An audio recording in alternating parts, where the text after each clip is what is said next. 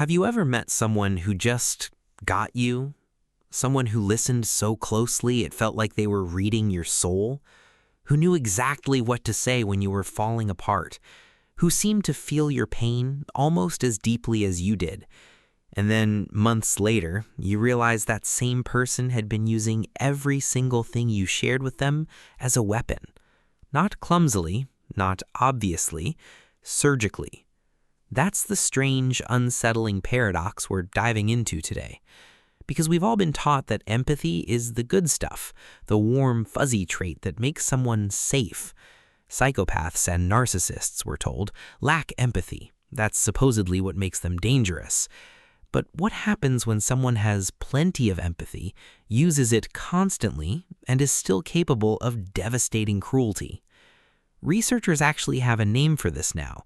They call it the Dark Empath, and honestly, it might be the most quietly dangerous personality type out there, because it doesn't look dangerous at all. It looks like care. Let's talk about where this idea comes from. For a while, psychology leaned on something called the dark triad: narcissism, Machiavellianism, and psychopathy. The common thread was low empathy. These were people who didn't feel your pain, so they didn't hesitate to cause it. But in 2020, researchers led by Nadia Haim at Nottingham Trent University published a study that complicated that picture. They found a subgroup of people who scored high on those dark traits: manipulative, self-serving, strategic, but who also scored high on cognitive empathy, meaning they were excellent at understanding what you were feeling. They just didn't necessarily care the way that understanding usually implies. Think of empathy as having two rooms.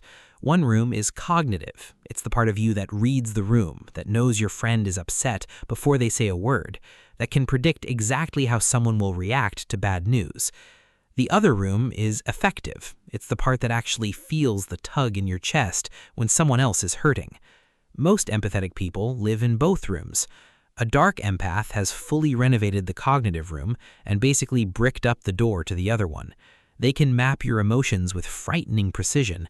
They just use that map like a set of directions to wherever benefits them. So what does this actually look like in real life?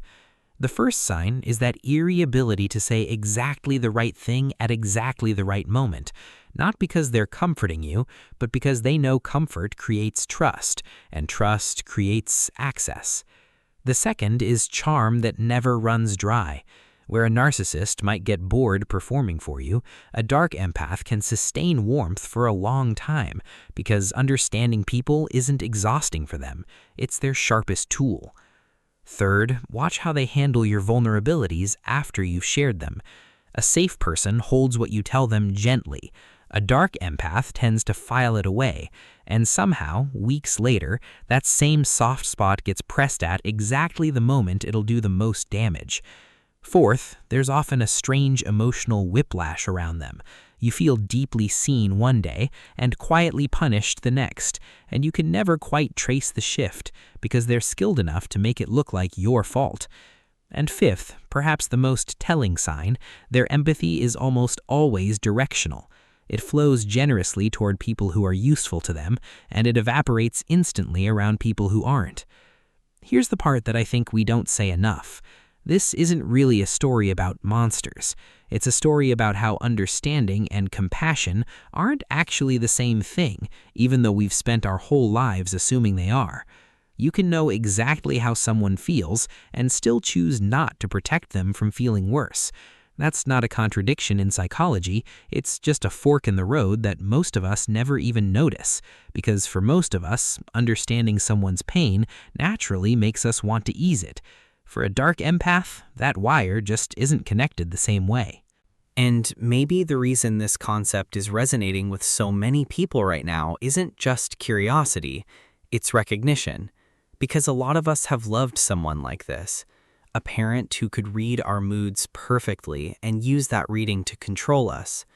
A partner who mirrored our exact emotional language until they felt more understood than we ever had, and more confused than we ever had too. If you felt crazy trying to explain to someone else why a relationship hurt you, even though on paper that person was so attentive, so emotionally intelligent, this might be why. Attentiveness was never the same thing as care. You weren't imagining it. If any of this made your stomach drop a little, take a breath. Recognizing this pattern doesn't mean you're broken or naive for missing it.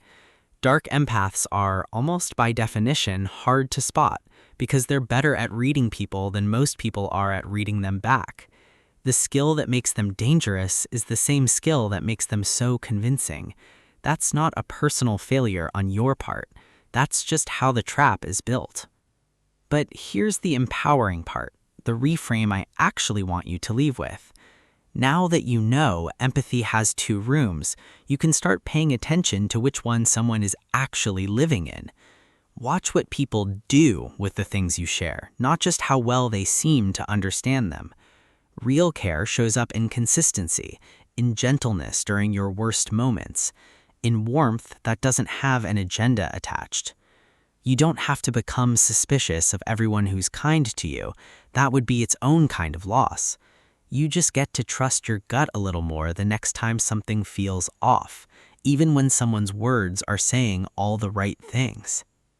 If this helped you make sense of a relationship you've been trying to untangle, I'd love to hear about it in the comments. Sometimes just naming the pattern is the first step to feeling sane again. And if you want more of these deep dives into the personalities that shape our relationships, stick around because we're just getting started.